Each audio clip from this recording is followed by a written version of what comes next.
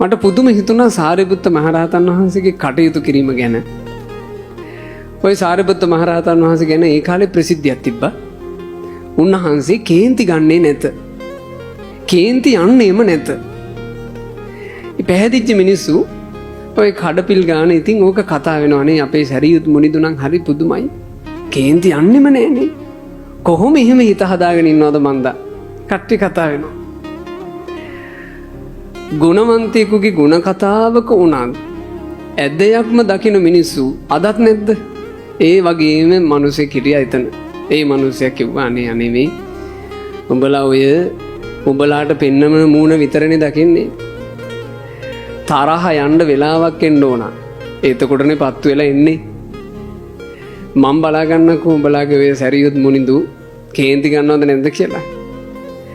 ඔය කේන්ති ගන්න නැත පත්තු වෙන්නේ නැත කියන කෙනාව මම පත්තු කරලා පෙන්නන්න. ඔහොම කිව්වා. මේ මිනිසයා සාරිපුත්ත මහරහතන් වහන්සේ දවසක පිණ්ඩපාතේ වඩිද්දි පස්සෙන් ගියා. වෙන මිනිසුන්ට අවධානයක් යොමු නොවෙන පාළු පාරකින් දැන් සාරිපුත්ත මහරහතන් වහන්සේ වඩිනවා. මිනිසයා වටපිට බැලුවා කවුරුත් පේන්නේ නැහැ. මෙතන හොඳයි. මේ මිනිසයා සාරිපුත්ත මහරහතන් වහන්සේගේ පිටට දෙවන්ත පාරක් ගැහුවා. සාරිපුත්ත මහරහතන් වහන්සේ පියවර දෙක තුනක් ඉස්සරහට විසි වුණා. නොවැටි ශරීරය සමබර කරගෙන සාරිපුත්ත මහරහතන් වහන්සේ වැඩිය විදිහටම ආපහු වැඩම කරන්න පටන් ගත්තනේ. පුදුම දමනයක්. ආපහු හැරිලා බැලුවේ නෑ. තමන්ට පාරක් ගැහුවා කියලා තේරෙද්දි හැරිලා බැලුවේ නෑ කවුද ගැහුවේ කියලා. අපේ බෙලිවලට එහෙම දමනයක් තියද? අපේ බෙල්ලට අපේ බෙල්ලේ නම් අපි හැරිලා බලනවා නෙමෙයි බැල වෙනවා.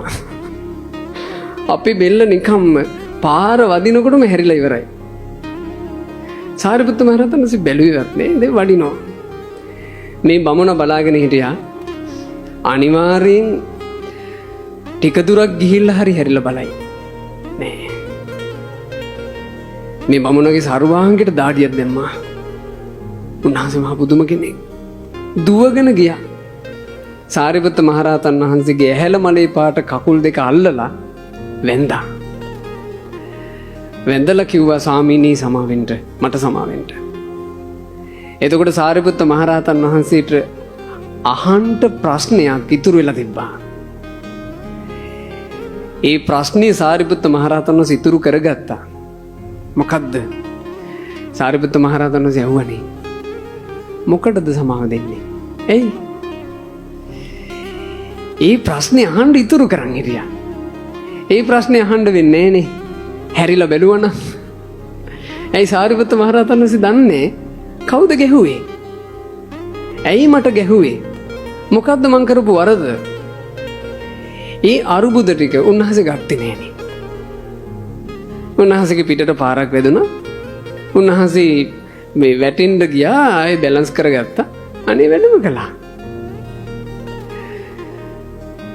අර මිනිහයාටම කියන්න උනා. ස්වාමීනි මීට මොහොතකට කලින් ඔබ වහන්සේගේ පිටහරාට පාරක් ගැව්වේ. ඒ මං. අනේ ස්වාමීනි මට සමාව දෙන්න. සාරිපුත්ත මහරහතන් වහන්සේ ඉරියව්වක්වත් වෙනස් නොකර කිව්වා. ඒක ඉවරයි දැන්. හරි. සමාව දෙනවා කිව්වා. ලේසි දරුවනේ මේ ජීවිතේ. අපිට ඕන් ওই ගානට අපේ ජීවිතේ ගන්න පුළුවන් නම් අපිට හරි ලේසි. අපි නැත්තම් ගොඩාක් අපිත් එක්ක වචනයක් එහෙ මෙහෙ වෙච්චි අයට පවා අපි නිකන් දැඩි දඬුවමක් දෙනවා. නෑ අතාරින්නේ බෑ සමාව දෙන්නේ. අපි මොකකට තියාගන්නවද මන්දා? අපි දැඩිව තියාගන්නවා නෑ සමාව දෙන්නේ මම. ඊට පස්සේ අර හොඳට හිතවත්ව හිටපු කෙනාව පවා අපිට දකිද්දි අපේ මූණ අපිට මාරු කරන්න වෙනවා.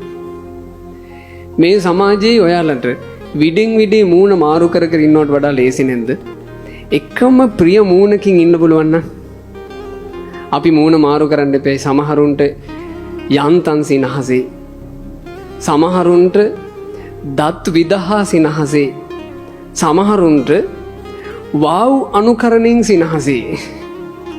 සමහරුන්ට ඇස් වපරිට හරවා ඇහි බැම රැලි ගන්නවා රවයි. සමහරුන්ට බුම්බයි. සමහරුන්ට ස්කින් ටෝන් එක අඩු කරයි. කොච්චර තියෙනවද මේ මූණ වලනේ? සමහරු දැක්කම මූණ බබලනවා. සමහරු දිහා බලපුවම අපි මූණ වල අපි අඳුරු කරනවා. කෙලෙස් සහිතව යනකම් ඉතින් මේක තියෙයි අපිට.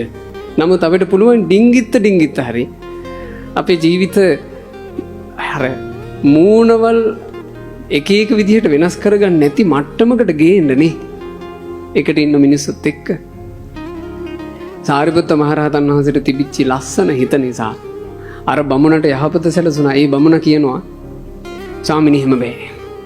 එහෙම බෑ. ඔබ වහන්සේ මට සමාව දෙනවා නම් අද ඔබ වහන්සේ අපේ ගෙදර දානෙට වඩින්න ඕන. පුදුමයි සැරියුත් මුනිදුනන්. අපිට එහෙම නම් අපි අඩු ගන්න ඒ වෙලාවේ හරි කියනවා, දැන් ගහලා මදිවට දන් දෙන්නත් එනවද? සාරිපුත්ත මහරහතන් වහන්සේ ඔහුට කිව්වා, හරි. පාත්‍රය දුන්න අතට ඔහු සාරිපුත්ත මහරහතන් වහන්සේව ගෙදෙට්ට වඩම්මගෙන ගිහිල්ලා ප්‍රණීතයට දානේ හදනවා. දන් හදා ඉද්දී ගෙදර වටේ ගෝසා වැහුණා. යන්තම් ජනෙල් පරුවක් කැරලා බලනකොට මිනිස්සු කැති මුගුරු පොරවල් අරගෙන වට කරලා ගෙදර සර්වාංගි ගැහෙන්න ගත්තා. අඬාගෙන ඇවිත් සාරිපුත්ත මහරහතන් වහන්සේගේ ළඟ වැඳ වැටුණා, ස්වාමීනි අද මං ඉවරයි. අද ගමේ උන් ටික මාව මරනවා. සාරිපුත්ත මහරහතන් වහන්සේ දොරෙන් එළියට වැඩියා. අර මිනිස්සු ආයුධ ටික පස්සට කරලා හංගගත්තා. සාරිපුත්ත මහරහතන් වහන්සේ අහනවා, ඇයි මේ පින්වතුන්ලා? නෑ ස්වාමීනි, ඔබ වහන්සේ දානේ වළඳලා වැඩම කරන්නකෝ. අපි බලාගන්නම් ඊට පස්සේ. සාරිපුත්ත මහරහතන් වහන්සේ ඇහුවා, ඇයි මේ පින්වතුන්ලා? ස්වාමීනි, ඔය බමුණා ඔබ වහන්සේට අහිංසක ඔබ වහන්සේට අත ඉස්සුවා. ස්වාමීනි, මෙහෙම උන්ට යහතින් වසන්න දෙන්න බෑ. ඔබ වහන්සේ වඩින්න, අපි ඊට පස්සේ බලාගන්න. සාරිපුත්ත මහරහතන් වහන්සේ ඇහුවා, දැන් මේ පින්වතුන්ලා කියන්න මට, මේ බමුණා ගැහුවේ මටද නුඹලාටද? ස්වාමීනි, ඔබ වහන්සේටයි. ප්‍රශ්නේ තියෙන්නේ මගේ මොහුගේ අතරේද නුඹලා අතරේද? ස්වාමීනි, ප්‍රශ්නේ ඔය දෙදෙනා අතරේ තියෙන එකක්. බවන්නේ මං මොහුට සමාව දීලා ඉවරයි. ඒක තවදුරටත් ප්‍රශ්නයක් නෙමෙයි. කරුණා කරලා යන්න. නුඹලා යන්න. මොහුගේ හිතට බය ඇති නොකර නුඹලා යන්න. ඒ සාරිපුත්ත මහරහතන් වහන්සේගේ තිබිච්චි සැලලිහිණි නන්ද පරදන කටහඬට ඒ මිනිසුන්ගේ හිත නිවුණා. අර ආයුධ ටික බිම තියලා සාරිපුත්ත මහරහතන් වහන්සේට වැඳලා සාරිපුත්ත මහරහතන් වහන්සේගේ ගුණ කෑග ගහ කිය ගියාලු. අපේ සාරිපුත්ත මහරහතන් වහන්සේගේ ඉවසීම බලන්න. එදා සාරිපුත්ත මහරහතන් වහන්සේ දන් වළඳලා ඒ බමුණාට බණ කියනකොට ඔහු මේ බුද්ධ ශාසනයේ සෝතාපන්න ශ්‍රාවකෙක් වුණා.